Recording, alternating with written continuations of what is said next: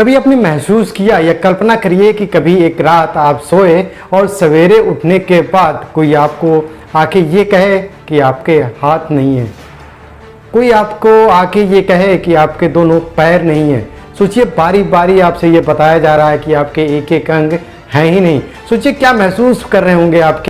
आज हम आपको ऐसी एक शख्सियत के बारे में बताने जा रहे हैं जो एक एक करके उसके सारे अंग कट गए, उसको पता ही नहीं चला और उसके बावजूद उसने आईएएस का एग्जाम यानी कि यूपीएससी का एग्जाम ही टॉप कर दिया। नमस्कार, मैं जय Pratap bright of life AP के नए एपिसोड में आपका स्वागत कर रहे हैं। उम्मीद कर रहे हैं आप स्वस्थ होंगे, सुरक्षित होंगे और मुस्कुरा रहे होंगे। चैनल पे नए हैं तो चैनल को सब्सक्राइब कर लीजिएगा, लाइक कर दीजिएगा, इस वीडियो को पसंद आता है तो शेयर भी कर दीजिएगा उनके पास जिनको लगता है कि मेरे पास कुछ बचा ही नहीं है, अब तो हम जीने के लायक ही नहीं है। उनको ये वीडियो जरूर दिखाइएगा क्योंकि ये वीडियो आपके लाइफ में बहुत बड़ी चेंजिंग लाने वाला है।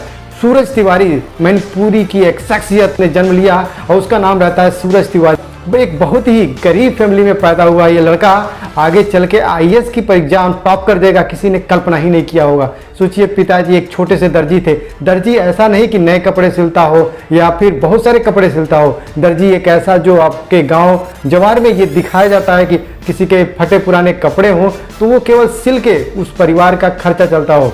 ऐसे दौर में एक लड़का पढ़ने के लिए निकलता है दिल्ली के लिए, लेकिन एक हादसे ने पूरी उसकी लाइफ ही चेंज कर डाला। दिल्ली से अपने घर मैनपुरी आते समय जिस ट्रेन से आ रहा था बच्चा, उसी ट्रेन में बहुत ज़्यादा भीड़ होने की वजह से इस लड़के का पैर फिसला और वो लड़का गिर गया ट्रेन के नीचे ही। लेकिन जब उसकी आंखें खुली तो सोचिए वो अपने आप को एम्स में पाया और एम्स में आने के बाद जब उसकी आंखें खुली, जब उसने होश संभाला तो सबसे पहले एक डॉक्टर आते हैं और बोलते हैं कि बेटा तुम्हारी 2 उंगलियां ही नहीं है, मतलब एक हाथ की दोनों उंगलियां ही नहीं है। बच्चे ने किसी तरह भी अपने आप को संभाला ही था कि एक दूसरे डॉक्टर ने आके फिर बताया कि आपका एक हाथ ही नहीं है। सोचिए एक पहले ने बताया कि उंगली नहीं है, दूसरे डॉक्टर ने बताया कि आपके एक हाथ ही नहीं है। उसके बाद कुछ देर के बाद एक और डॉक्टर आते हैं और वो बोलते हैं कि आपके दोनों पैर ही नहीं है। सोचिए क्या बीत रहा होगा उस शख्स पे।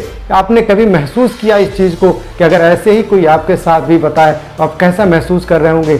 जीवन की सारी लीला ही खत्म हो जाती है। ऐसे वक्त में लोग जीना ही छोड़ देते हैं और हो ना हो सुसाइडल टेंडेंसी कहें या फिर किसी और डिप्रेशन में जाने की वजह से अपने आप को ही खत्म कर लेते हैं। सोचिए आज के दौर में जिनके हाथ पैर सब कुछ हैं फिर भी वो जीने की अपनी जो इच्छाएं वो समाप्त कर चुके हैं। ऐसे शख्स में भी ये लड़का फिर से अपने आप को मोटिवेट करता है और उसके आसपास ऐसे लोग मिल जाते हैं या ऐसे मोटिवेशन के प्रति लोग सजग हो जाते हैं कि उस लड़के को धीरे धीरे जीने की राह दिखाई जाती है। सोचिए इस लड़के के ऊपर क्या बीत रही होगी, उससे ज़्यादा उस माँ बाप पे क्या गुजर रही होगी जिसके सामने ये बच्चा हंसता हुआ दिल्ली के लिए निकला था पढ़ने के लिए और आते समय उसका कुछ भी नहीं बचा है। अभी ये 2017 की घटना थी, जनवरी 2017 में ये घटना हुई थी और ये बच्चा अभी 2 महीना ढंग से ठीक भी नहीं हुआ था एम्स में, तब तक पता चला कि एक हादसे में उसके बड़े भाई की डेथ हो गई। सोचिए अभी एक समस्या से ये बच्चा निकल ही नहीं पाया कि दूसरा हादसा उसके जीवन में हो गया। ये ऐसे ही दौर में आपके शख्सियत आपके पूरे जीवन की लीला लिख दी जाती है। सोचिए जिस दिन आपके अंदर ये लगे कि अब जिंदगी में सब कुछ खत्म हो चुका है, सोचिए वो आपके लाइफ का सबसे टर्निंग पॉइंट होता है। ऐसे दौर में आप जब जीना सीख लेते हैं तो दुनिया की कोई ताकत आपको हरा ही नहीं सकती है। जनवरी 2017 में जब इस बच्चे के साथ ये घटना घटी, उसी साल जून 2017 में यूपीएससी का पहला एग्जाम इस बच्चे ने कर डाला। यानी कि उस बच्चे ने एग्जाम तो दिया लेकिन वो एग्जाम में सफल नहीं हो पाया। उसी साल उसने जेएनयू में एडमिशन के लिए अप्लाई कर दिया दिल्ली में। जेएनयू जिसको आजकल के सरकारें या आजकल के लोग देशद्रोही संस्थाओं के रूप में जानते हैं, जबकि इस बच्चे ने बताया कि उस संस्था में अगर आप बहुत ही गरीब हैं तो शायद आप अच्छी पढ़ाई या अच्छे लेवल तक जा सकते हैं। ऐसी यूनिवर्सिटी बहुत कम ही मिलती हैं जो जेएनयू के लायक हों। उसकी पढ़ाई, उसकी एजुकेशन इतना हाई है, छोटे से गरीब फैमिली का लड़का भी वहाँ पे काफ़ी अच्छी एजुकेशन या शिक्षा ले सकता है। 2017 में ही उस शख्स ने अपना एडमिशन जेएनयू में कराने के लिए एग्जाम दिया था, लेकिन पहली बार में सफल न होने के कारण देखिए संयोग भी अजीब होता है कि उसी साल जेएनयू में री एडमिशन के लिए दोबारा एग्जाम हुआ। कभी भी जेएनयू में 2 बार एंट्रेंस एग्जाम नहीं होते हैं, लेकिन शायद विधान और किस्मत को कुछ और ही मंजूर था। और यहीं से शुरू होती है सूरज तिवारी की नई दास्तां या इतिहास रचने की कहानी। उसके बाद बच्चा ये पढ़ता गया, धीरे धीरे मोटिवेशन मिलता गया। सोचिए 3 अंगुलियों के भरोसे ये लड़का पढ़ने में कितना माहिर रहा होगा। जिस समय इसकी 2 उंगलियां काटी गई तो इस बंदे ने कहा था चलो कोई दिक्कत नहीं, अगर 2 उंगलियां नहीं है तो मेरे पास 3 उंगलियां तो हैं, इस 3 उंगलियों के भरोसे ही मैं बहुत कुछ कर सकता हूं। और लास्टली आपको बताऊं 2022 यूपीएससी का एग्जाम ही टॉप करके बन जाता आईएएस।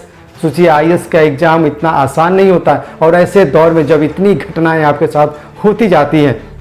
सोचिए जब ये बच्चा, ये शख्सियत इतनी बड़ी कुर्बानी के बाद, इतनी बड़ी तकलीफों से गुजरते हुए भी ये बंदा इतना बड़ा इतिहास लिख सकता है, इतनी बड़ी कामयाबी हासिल कर सकता है, तो आपके ऊपर इतनी बड़ी ट्रेजेडी कौन सी है साहब? आप हिम्मत क्यों हारते हैं? आप दम लगाइए, आप एक बार शुरुआत तो करिए, कामयाबी मिलके रहेगी, आप कामयाब होके रहेंगे।